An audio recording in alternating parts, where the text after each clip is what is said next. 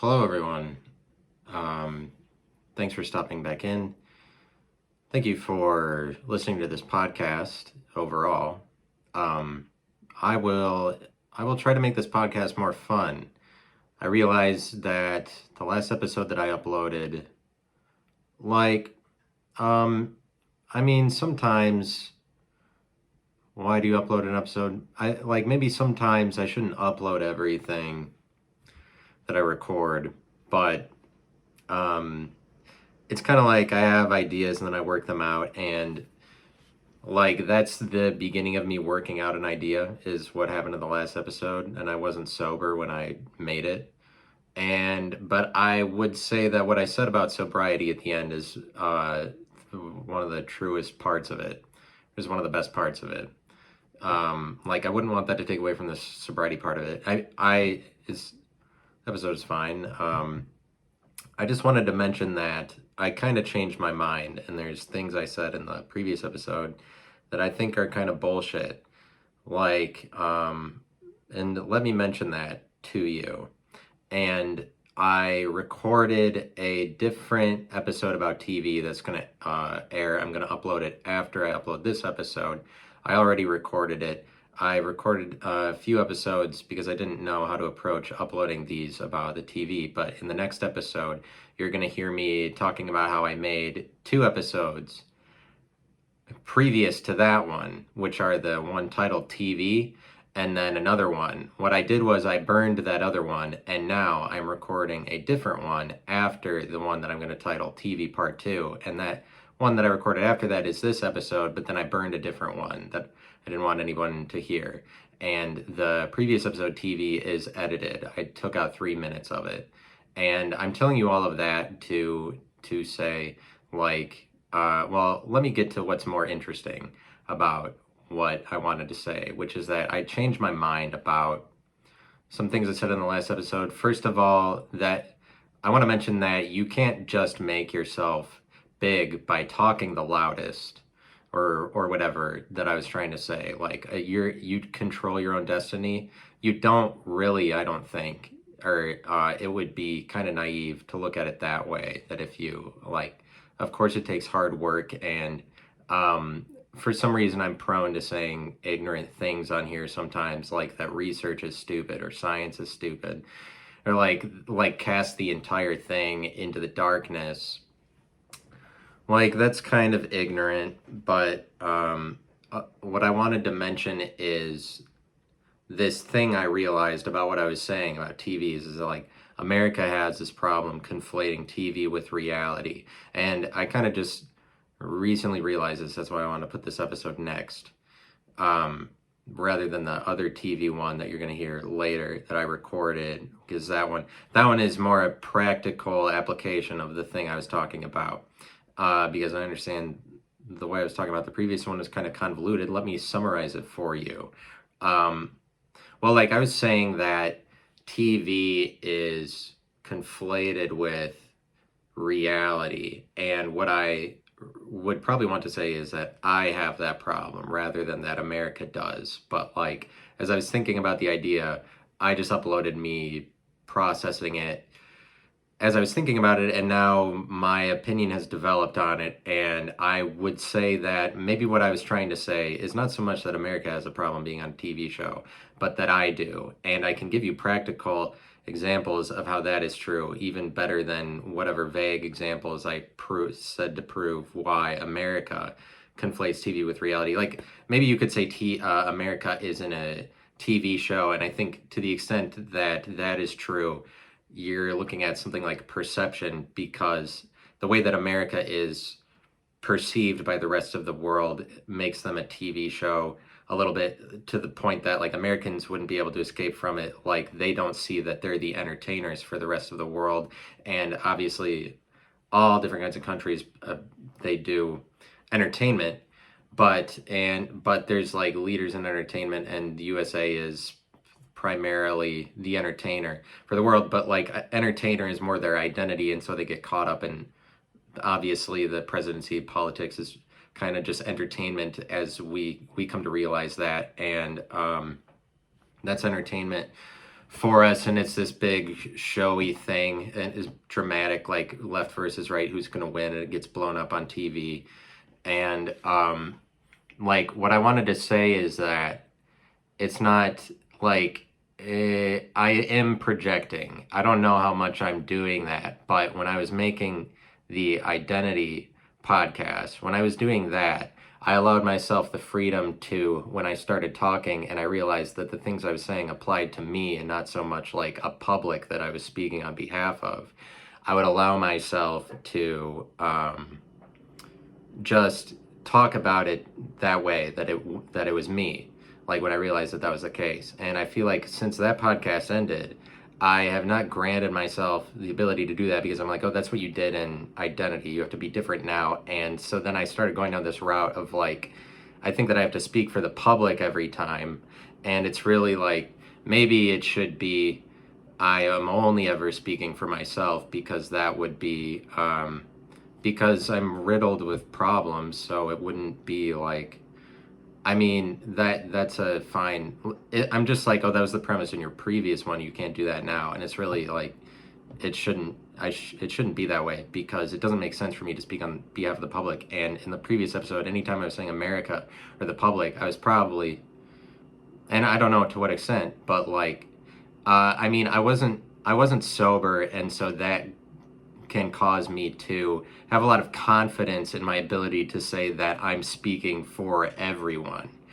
And like, I realize that this is something I'm trying to work out in my life, is that the extent to which my life is becoming more of a TV show because I have this podcast is a truism about my life, or it's like something that I would have to think about and figure out if it was that much of a problem. Like, before I made this podcast, I used to just think of a bunch of before I started doing identity, I would just think about lots of things that'd be cool to have a podcast and say, but I would let myself think about them and I wouldn't like dwell on any one of them. But as I start making the podcast, and the longer that I make it, especially at the point I'm like 100 episodes into it, I find that I am more and more unable to let myself just think about what I'm saying. And like, I would say that it's like I am monetizing my thoughts more. Or it's like they're a harvest that I'm harvesting, rather than they're just something I'm naturally thinking about. Now, when I think about them, I start to process it as if I'm speaking it, or like, it's almost like I start practicing it like me thinking it is for an audience. And this happens the longer I make a podcast. It's harder to escape from that. When I'm just like trying to think of an idea, like, oh, you could say this on the podcast, I get closer and closer to just imagining my own thoughts in my head to be for an audience. Like, I'm more and more just on a recorder, even when I'm not. Like, this literally happens.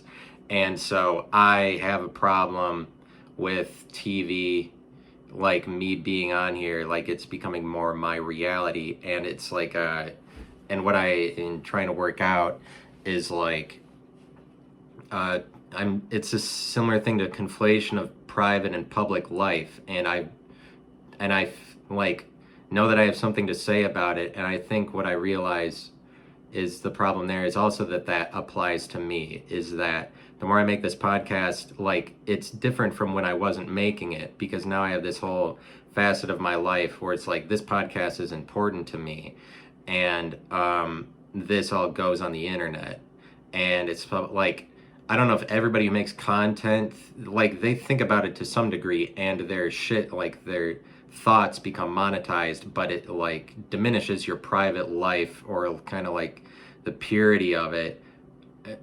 Like, when it's the same thing when you're monetizing things, but you like, this is a problem I'm having, is like, I lose whatever private life I had before, because a lot of what I'm sharing goes public. And so now all of a sudden my life, there's this whole section of my life that's always public, and I didn't have that before.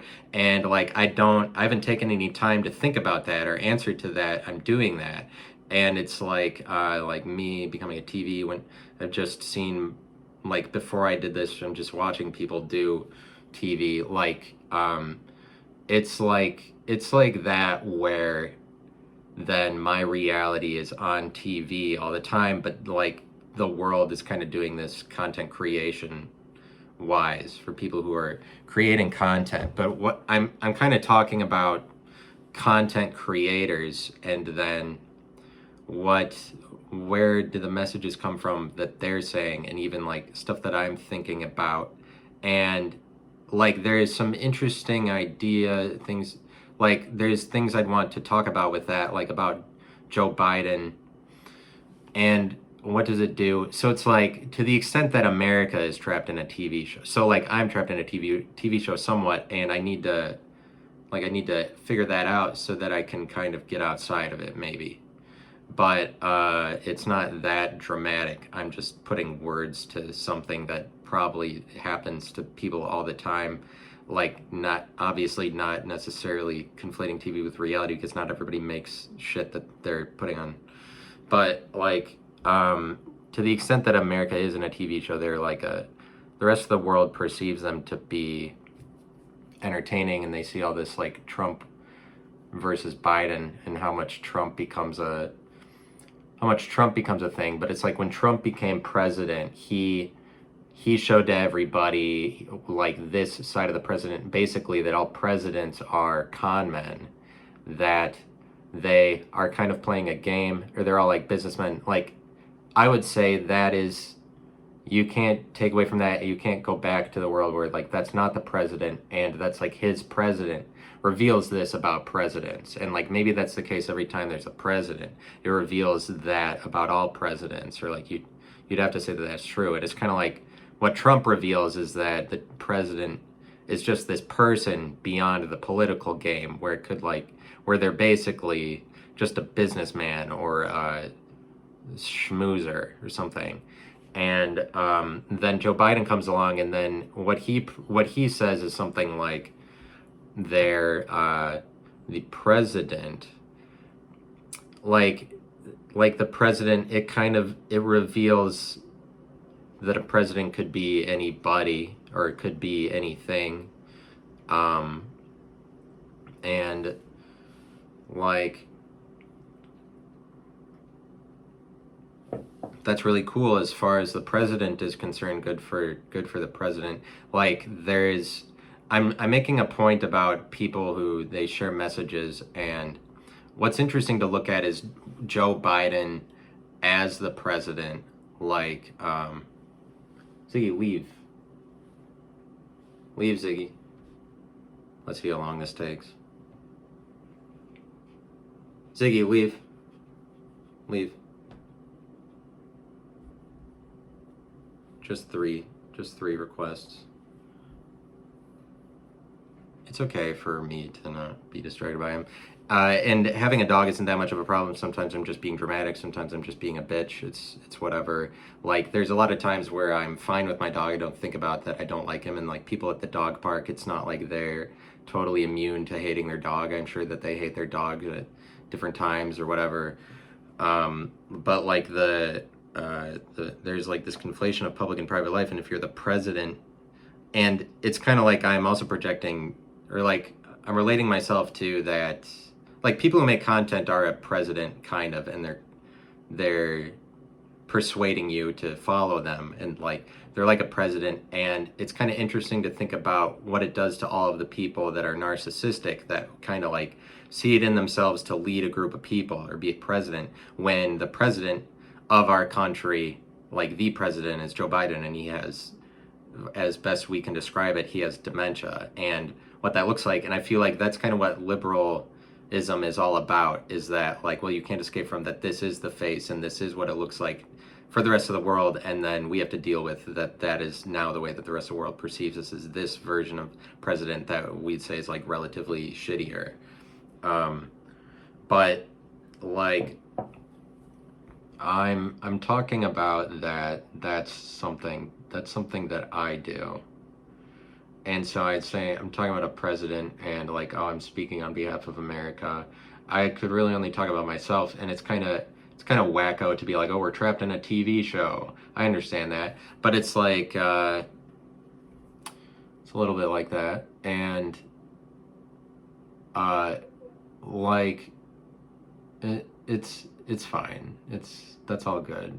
I'm talking about Joe Biden's dementia, and it's like the relationship between that and sobriety and standards for lucidity. I was talking about in the previous episode, and it's like the standard for lucidity is what people perceive it to be, and a lot of that is like we have planes that we meet on, and then if the pathways for those, like if lots of people are congregating on this with the same perceptions or at the same mediums, and at the same middle grounds, if there's a standardized version of that, then everybody can meet there and everybody kind of takes part in the same identity. But in a world where Biden becomes president, and I think it's true that when Trump was president, all the narcissistic people are having a heyday because Trump is like a not back down, America first, like represent yourself individually, and a lot of people who like individualism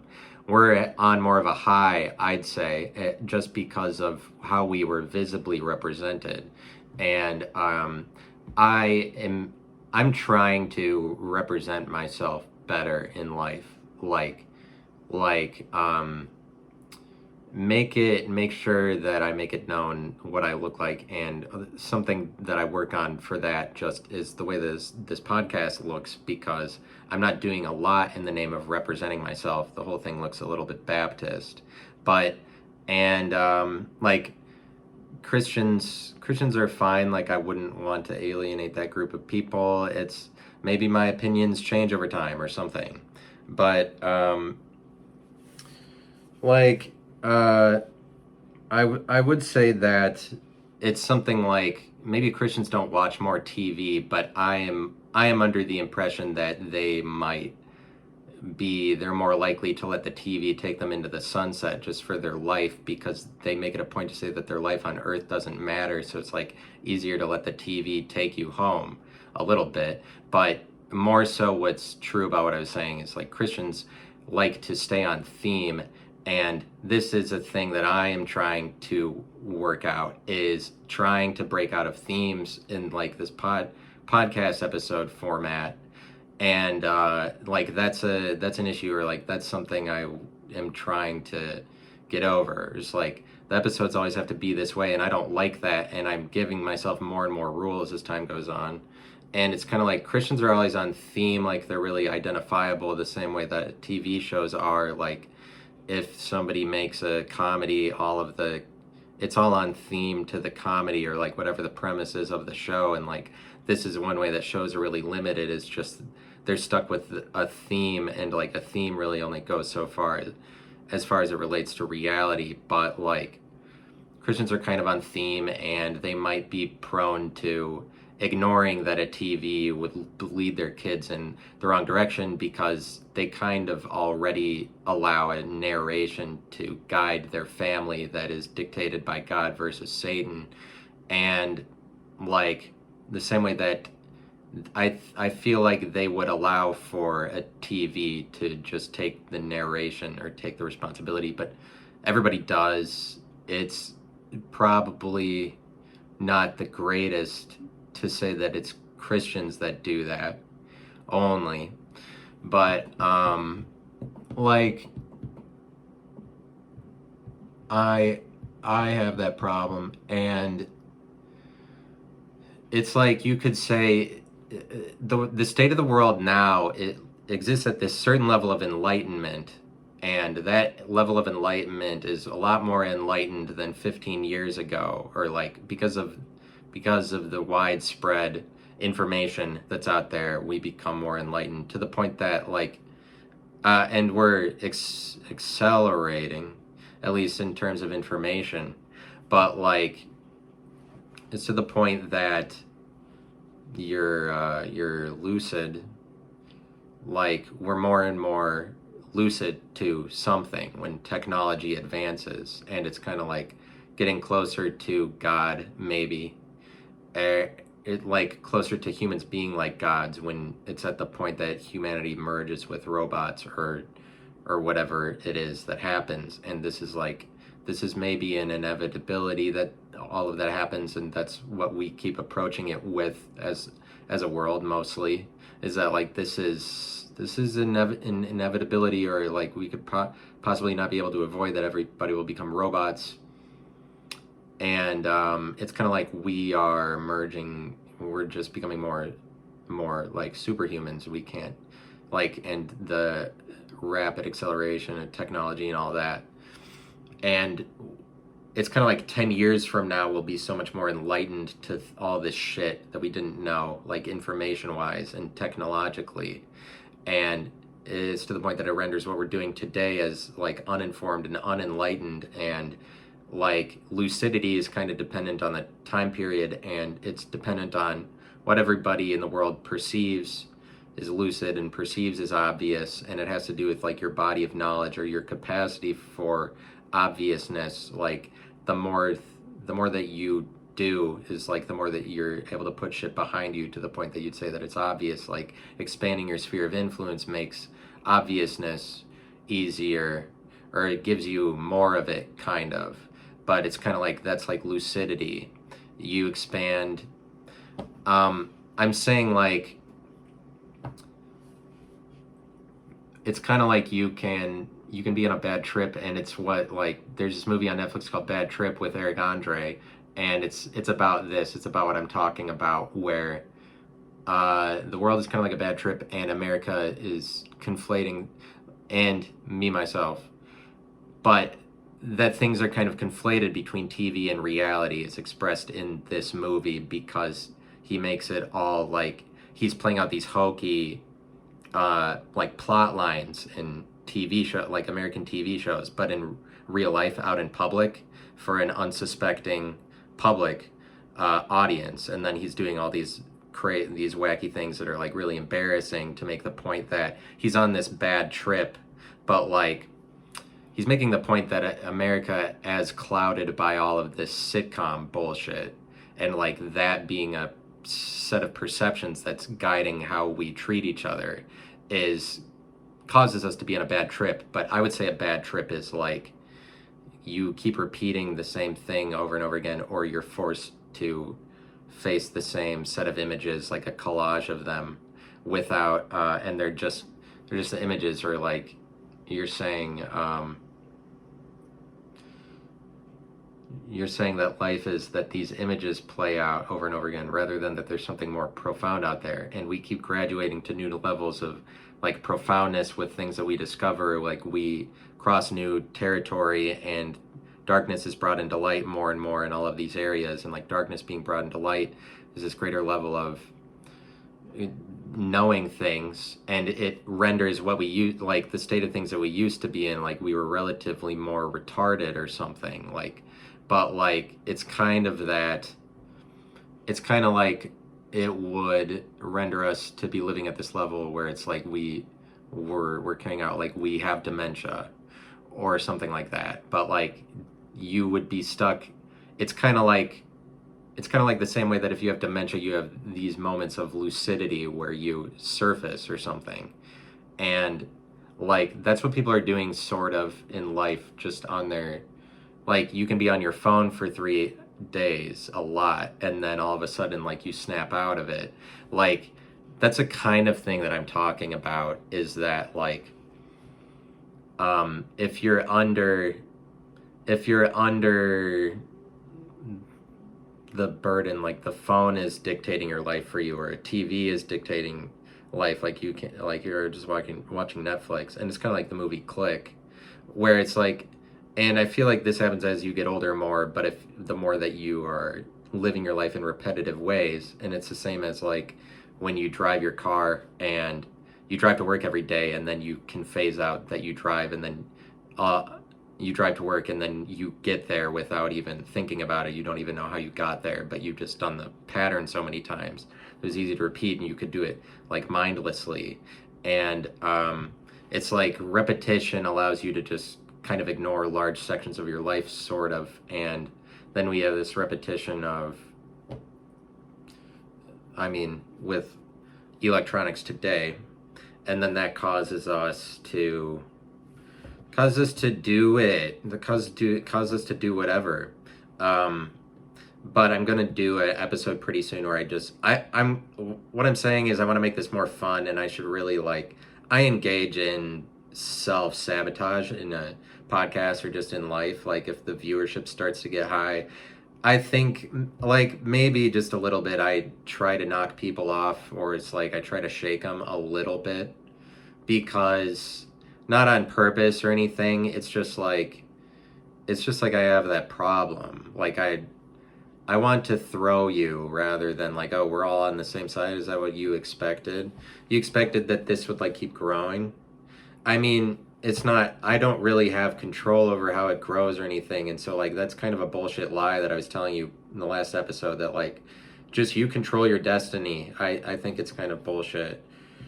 Um, but, like, that's what we end up in America where the face of it is a guy with dementia, but it kind of like, I'd say that America needs to approach its relationship to dementia a little bit, like how lucid or not that it is being, but there's a certain amount of dementia that it brings about, just a world that's dictated to you by like CNN that's propping up the Bidens of the world to be the president, and that everybody keeps seeing this day after day and then doesn't contradict it, and so just by default that becomes our reality so much, like the political game and how much that influences us. And I would say that that is only important because of the perception that's built into media over like the last 100 years. Like that's why, but it just is part of our identity, the president.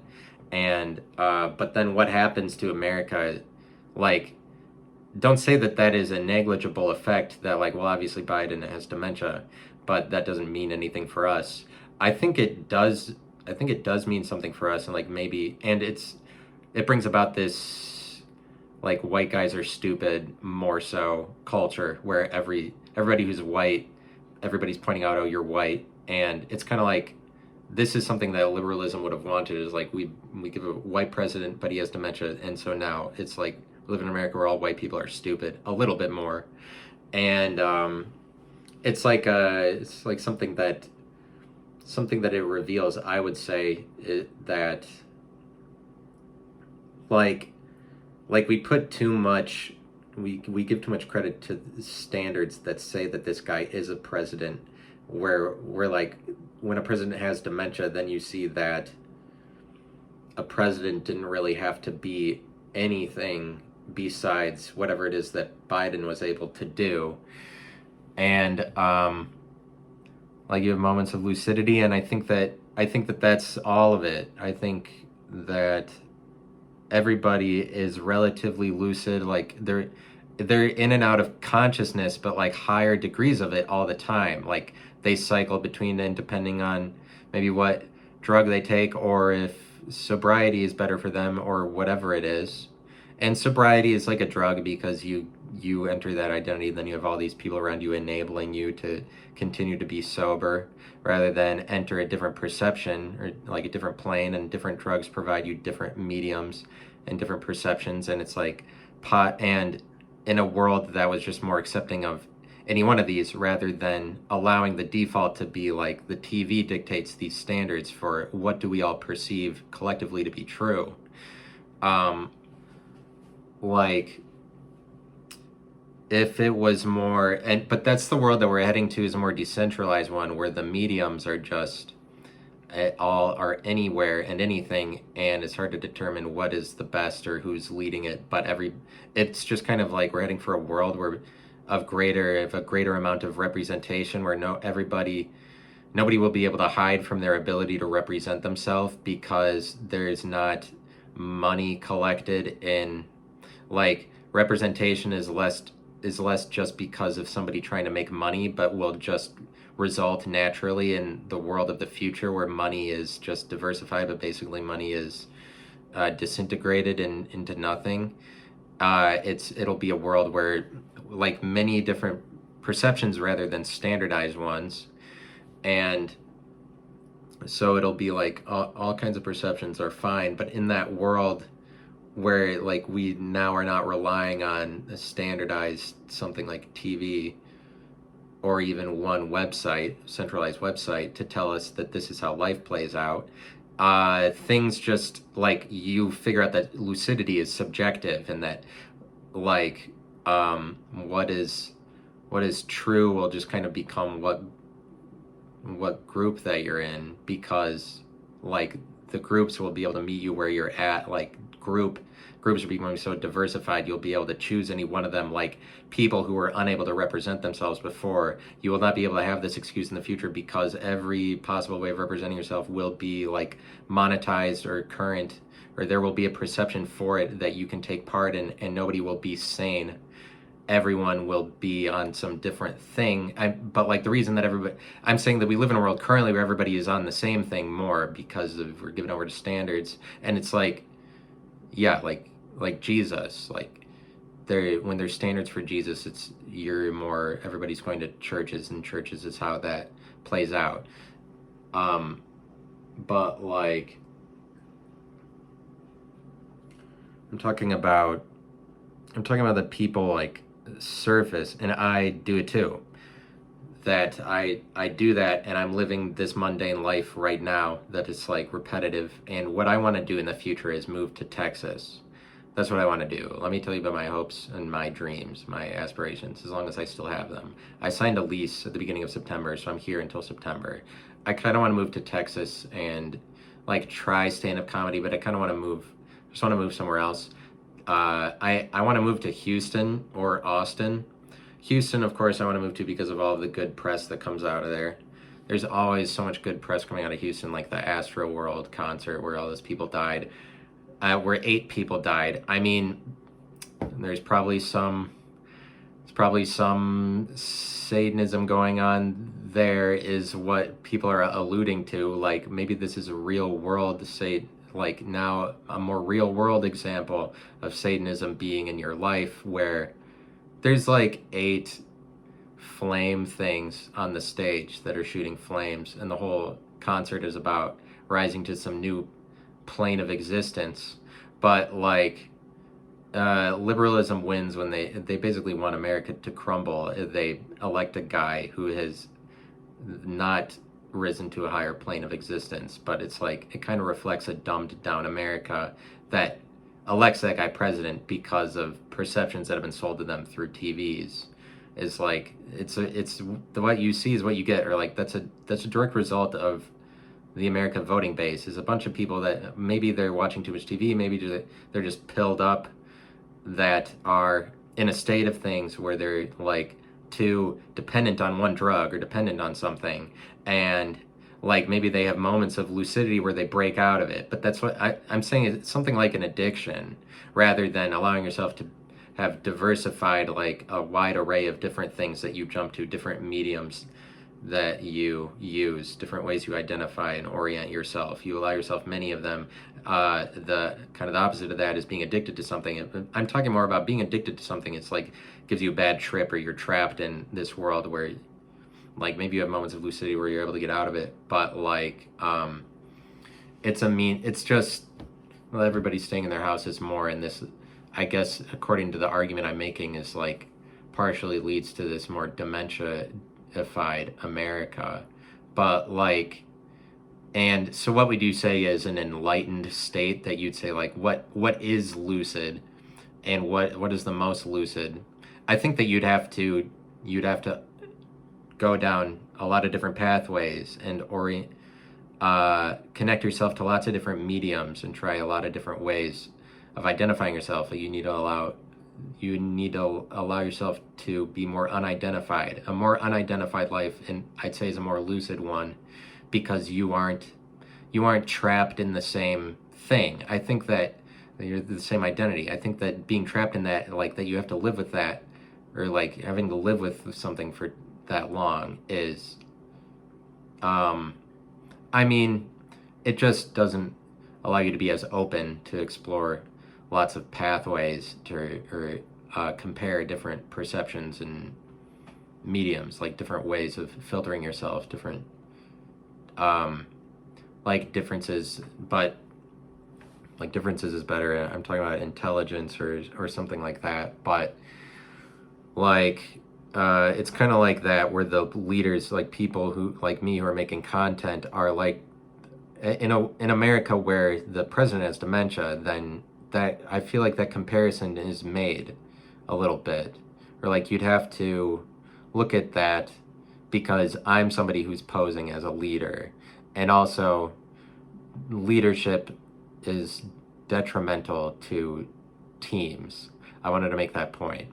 To the team, the concept of leader is one of the most detrimental, because it makes it so that everybody isn't equal or like playing a role, because a team is where things are supposed to be equal. But people are like, who are the leaders on the team? Like, I don't know, it's kind of more thematic, like there's losers and winners just within the team. It's a little detrimental to the concept of a team to start making hierarchies within it.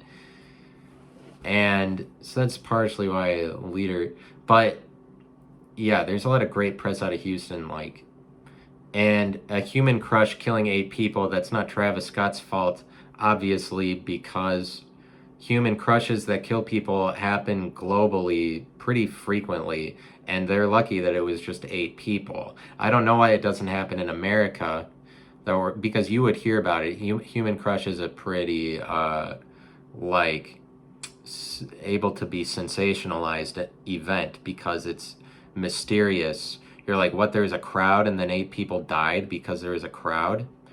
Or like, but why is the news not report with the term human crush, because this is the cause of death, right? Unless they're saying that they're trying to paint it as that magic killed them or something. Like, it wasn't a satanic ritual that killed them. It's human crushes happen and people die. They're lucky it wasn't more than 8. Like, human crushes happen and 600 people die. Like, there is this one that happened in Iran, or wherever Mecca is, wherever they go to make pilgrimages. And there's like, it was the time of the year where everybody goes to make a pilgrimage. So there's like thousands of Muslims in this confined area, and there's this human crush that happened that killed like 1,000 people. And because that's what can happen when everybody starts piling up on each other, and nobody, like, you can't disentangle that when it's just a crowd that swallowing them. And so, like, why do they not happen in America? Then all of a sudden there's this one, is maybe because of the destandardization of things, possibly. Like, people are a bit more rude. You see it on the roadways as a result of our less perception, belief in the police to pacify, to regulate everything. Less belief in the police causes people to take matters into their own hands more on the roadway. And it's like, that's happening, and it's a result of, like, there's some people that are naturally policemen, and I say that these are the people that find it in themselves to hate policemen. Maybe they're more like people on the left, that they recognize the surface level of authority, or like the level of authority that is right in front of their face the most would be policemen, like in terms of state government, or like city government, then state, then national. Like, the line of authority that's right in your face is policemen. And there's some people that their hatred of authority plays out in this way, where they hate police. I'm not one of these people, but like, they are, and because they have police instincts in them, I would say, is the reason why they end up hating policemen. But these same people are more like mainstream media oriented, like people that allow the mainstream media narratives of the police suck and they're all racist. People that allow those narratives to go and they like them, I'd say, are people that see it in themselves to be policemen, and they would also know the motivation behind police. The police are, at the bottom of it, this amount of racist towards black people, and have probably a lot of anger towards them or whatever. Like, they would know the negative motivations of police, and so that's why they paint it as police are racist. Like, there's truth to that police are racists. And there's some people that would understand that truth, I'd say, and then they make this big thing of, we need to defund the police, fuck the police. And I think that these are the same kind of people that, like, I see it more, or at least I'm maybe just paying attention to it. Just same kind of people that would take matters into their own hands on the roadways to be like, well, you're not going to go this fast, like a 2-lane freeway or something, and people see that you're going too fast and then they go in front of you to slow you down. Like, obviously not everybody that goes in the same lane as you is trying to slow you down, but sometimes it's like there are people that are just trying to, because they're like, oh, this is a dangerous situation. Some people are just like, I'm going to be police. And people are doing that more and more now with defund the police movements. It's like there's the people on the roadways that are like just trying to decide for you. I'd say that, but this is like a possible thing. This is something that results, like, we live in this world where police is given this identity and uniform and stereotypes, like they eat donuts and things like that. And this whole thing is kind of just a projection of our imagination, or it's like, because a lot of layers of authority, they're kind of like facades. Obviously, it's necessary. It's just that you would be able to see more obviously that police is kind of like a projection of our imagination, because it's like, because it's so near to us, or like it's already in our life, that like us as regular people are commanded to do things. We're regulated by policemen, but like the what I'm saying is that people are naturally policemen, and then that we make it this whole big thing where it's like, this is what they look like, or like we make it into an image for ourselves. This is kind of like a projection of the fact that we are policemen naturally. Like there are people that are naturally authoritarian and should probably be doing that on the roadways for people who don't care about the law or they're just speeding. And that we have policemen that we define it to an image is kind of like, it's a projection of this thing that we find in ourselves. Like, and so then there's like departments and all that. It, like this big thing is made of it. Like it's really blown up across the world. Or like this thing needs to play out in some way, but because we're like, we don't know how at this point, and maybe it's a matter of we're not that enlightened, or like we don't see things at a high enough place to say that like anarchy wouldn't reign at the point that we defunded police, because of like naturally people are policemen, because police, it's already exists. We know that it exists because of, we projected into like, now there's all these police stations of police cars, and we're like, police looks this way. We know that this exists, and it's like, what I'm saying is that physical evidence for it is not, like, the physical evidence for it is just kind of a projection of what already exists, and like, people are already that. And also, another thought is, the government regulates, like, roadways, like, and Germany made tanks in the, I mean, people have been making tanks for a long time, but Germany made these tanks that move really fast. Like they moved across France in just a few days, like just on ground, on the earth. Like, don't tell me that there's no technology that would allow for all of us to be driving shit outside of roadways, like just on the grass. But like law and order has to reign. So everybody's on the roadways, but it's like the police need something to police part of it. Like, it's not like we don't have technology for all of us to have cars that we're just driving anywhere, but you'd be like, well, that would be anarchy because people would just be driving on each other's properties or something. So maybe if I'm advocating for something with that, like, and like a less that we all have property driven world, that's not something I'd advocate for, but this is sort of what the world is heading towards, especially if we go down the technocracy route. And so that's a problem, something to watch out for. Like, maybe authoritarianism would reign anyway. But like, yeah, I'm trying to break out of themes, or like that I need to make it a theme, and then like that's how I deliver the episode. It's like I think that it's more about the idea or something, and it's like this is something I'm trying to break out of and trying to overcome that, my thing being a TV show, because like I could help myself out, and like I really like making the podcast, and I'm really grateful for everybody who listens, and like thank you for listening. And I could help myself out, I think, by allowing myself to represent, like, really do this podcast the way that I want to, or like change it up, or just make it fun, or even do, I mean, just do it more fun rather than that I limit myself to like, I'm trying to save the world sometimes with like, I'll come up with the best idea ever. And it's just kind of like, it's kind of like bullshit like that that makes me try to be on theme continually, or like play a role, like be a loser if it's evident that everybody else is a winner or something like that. That's something that you get into when you're playing out themes, or like, oh, I have to connect everything I'm saying. But it's kind of like, it's kind of like um, our ability to be lucid is clouded by these, when we make something into an image, like when we make an authority, we make authority into this certain set of images, or like either for the police or for the president, or it's like, and we have this president, and it's important for us to have this standardized image of a leader of the country too. And it's like, I'd say that that is a projection of sorts. And then we elect a guy who has dementia.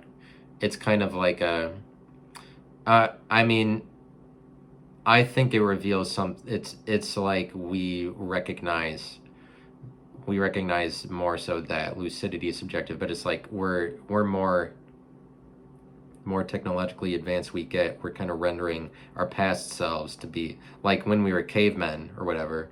And I'm someone who believes that we're getting better and getting more intelligent and evolving, and that correlate, like technology's advancement shows you that.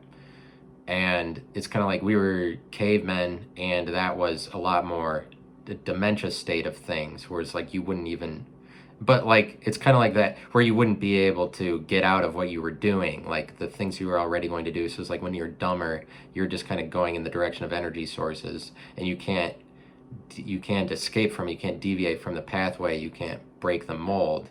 And so it's like your capacity to break the mold is like a capacity for lucidity. Or like that's what it is when you snap out of it all of a sudden, like you snap out of what you were doing. And maybe at the point that I don't know, it's like Biden is the president, and then it kind of casts this shadow of dementia on the whole country, maybe. But it's not like it's the worst thing in the world, because we would want to recognize, like, we should allow ourselves to see people to be more stupid, maybe. And me, like, I'm wrong, and I think that I think that I'm speaking for America when I'm just talking about myself, whether or not that's wrong. But like, it's what I'm talking about is the conflation of public and private life. And if you're the president, that's the complete public end of the spectrum, where you totally sold out your private life, because you totally exist as just a public image. And like, that's what you end up as if you're a billionaire, like Bezos. You can't escape from that. Your private life has been sold out for, like, how much your existence is dictated as, like, kind of more of a perception for other people. But it's kind of like being a standard, as opposed to like being a standard, as opposed to listening to somebody else's standard, is like the more, like, you being a perception for other people is the more that things get public. And you do that just by entering the public arena, like me making a podcast, things get more public.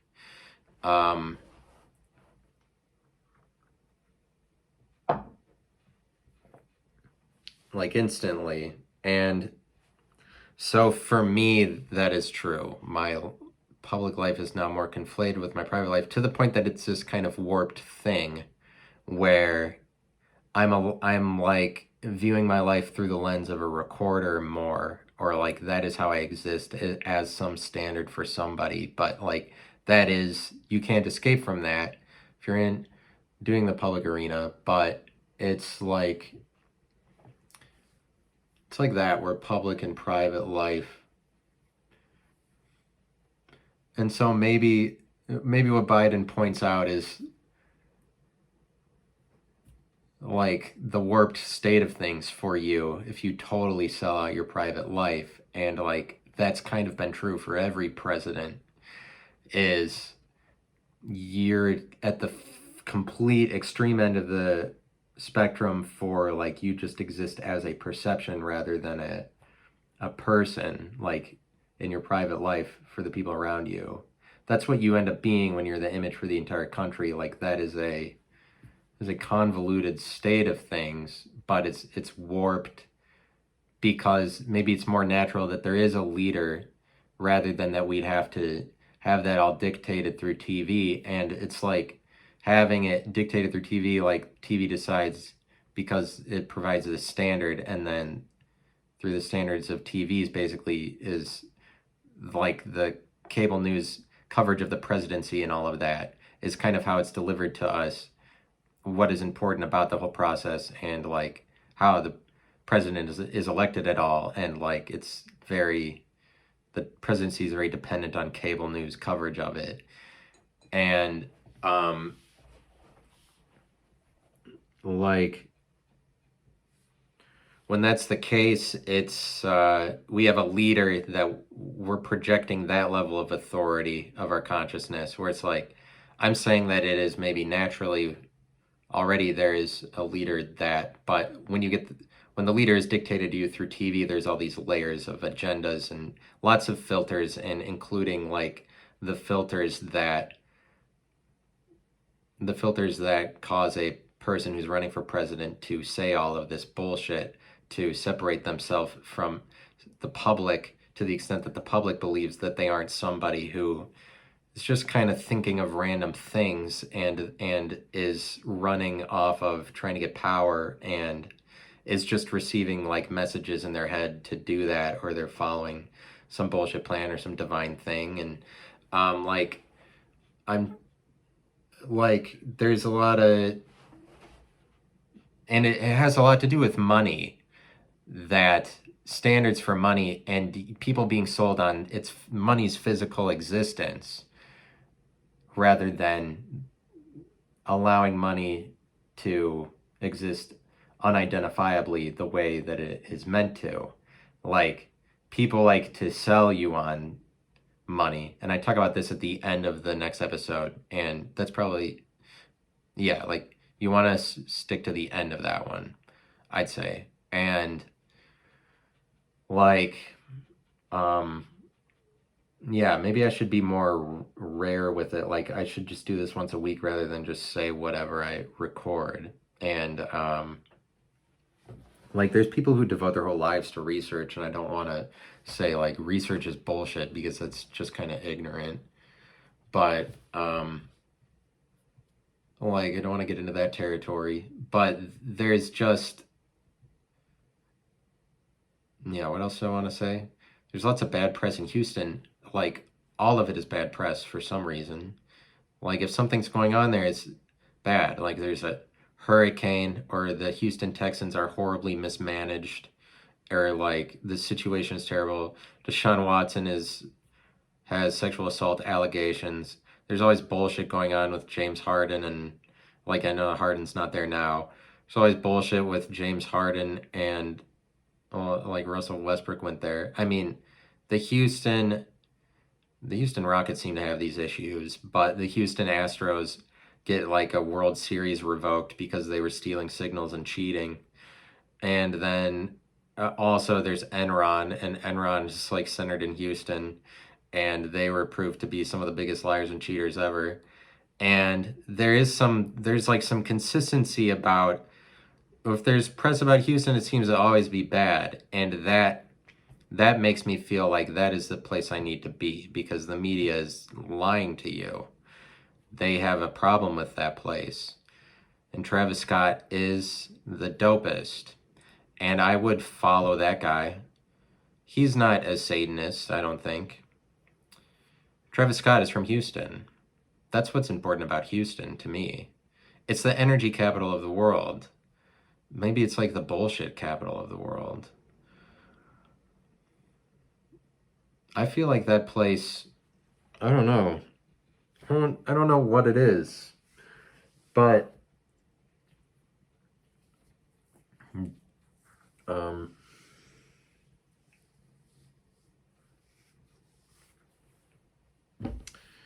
But thank you for listening, and let me, that's all good, and that's all cool, and it's fun to record this, and we might all just upload ourselves into a computer, and that's all nice and whatever.